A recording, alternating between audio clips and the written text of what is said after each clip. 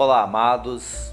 Neste vídeo continuo lendo o Evangelho de Marcos. Já li o capítulo 1 e o capítulo 2 com suas explicações. Se não viu ainda, veja, estou deixando no card aqui acima. É só clicar depois e assistir. Sou o pastor Celso.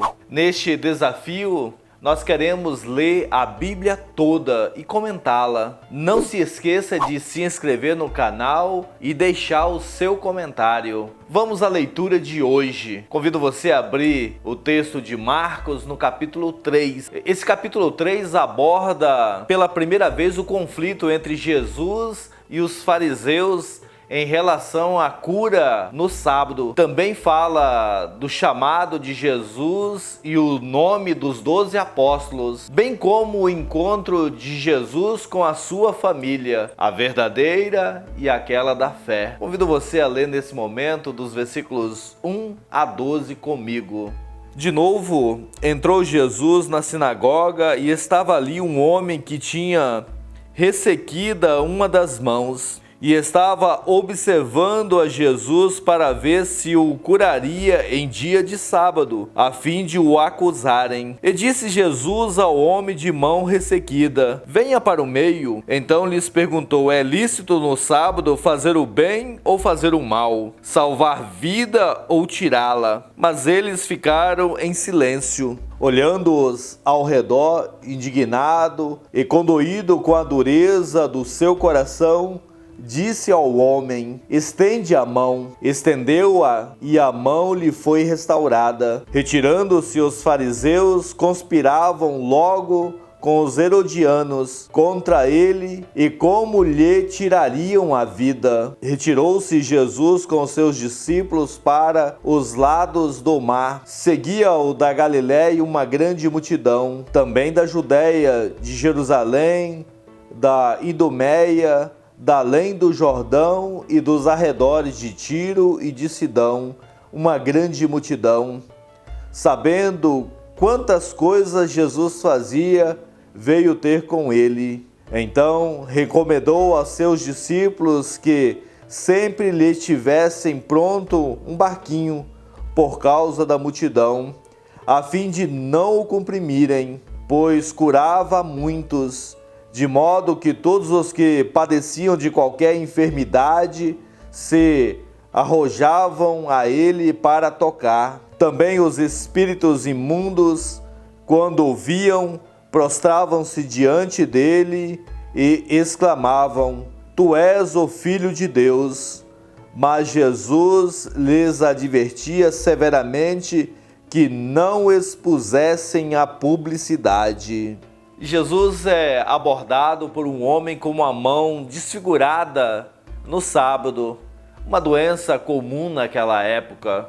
E naquele tempo os rabinos proibiam qualquer cura no sábado, porque isso era transgressão da lei. Jesus cura a mão daquele homem, demonstrando que a verdadeira religião age em favor do ser humano. De acordo com Jesus, não fazer o bem quando você pode é o mesmo que permitir o mal entre nós.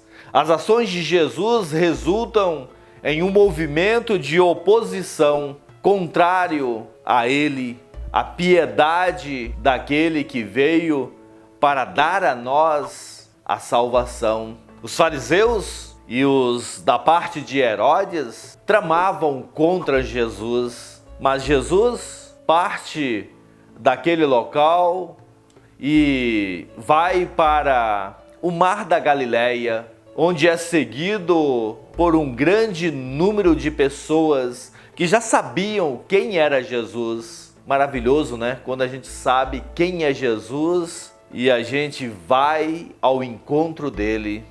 Os discípulos de Jesus, versículos 13 a 19. Depois subiu ao monte e chamou os que ele mesmo quis, e vieram para junto dele. Então designou 12 para estarem com ele e para os enviar a pregar e a exercer a autoridade de expelir demônios. Eis os 12 que designou: Simão, a quem acrescentou o nome de Pedro, Tiago, filho de Zebedeu, e João, seu irmão, o qual deu o nome de Boanerges, que quer dizer filhos do trovão, André, Filipe, Bartolomeu, Mateus, Tomé, Tiago, filho de Alfeu, Tadeu, Simão, o Zelote, e Judas Iscariote, que foi quem o traiu. Jesus, ele sobe ao monte, chama os seus e fala o nome de cada um dos 12 apóstolos. Aliás, ele chama cada um de nós hoje pelo nome. Ele diz a eles que eles devem pregar o evangelho e expelir os demônios. Os apóstolos foram estes: Simão, chamado Pedro, Tiago e João, filhos de Zebedeu, André, Filipe, Bartolomeu, Mateus, Tomé, Tiago, filho de Alfeu, Tadeu, Simão, o Zelote e Judas Iscariote. Jesus designa estes homens para espalharem a sua palavra, e esta palavra chegou até nós nos dias atuais. Incredulidade.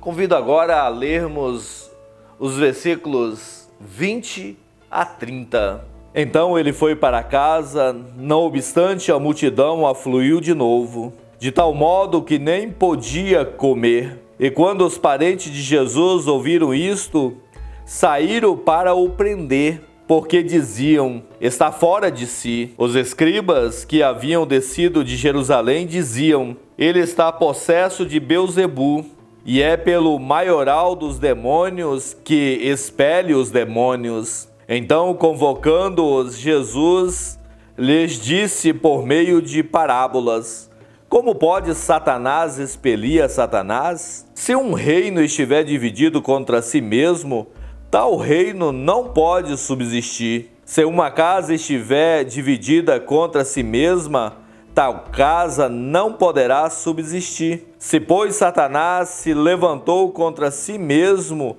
e está dividido, não pode subsistir, mas perece. Ninguém pode entrar na casa do valente para roubar-lhe os bens, sem primeiro amarrá-lo, e só então lhe saqueará a casa. Em verdade vos digo que tudo será perdoado aos filhos dos homens, os pecados e as blasfêmias que proferirem, mas aquele que blasfemar contra o Espírito Santo não tem perdão para sempre, visto que é réu de pecado eterno. Isso porque diziam: está possesso de um espírito imundo. Os parentes de Jesus achavam que ele estava doido, queriam até prendê-lo. Já os religiosos achavam que o poder de Jesus provinha dos demônios. Jesus conta uma história e chama a atenção deles para a falta de fé. A descrença é o pecado contra o Espírito Santo.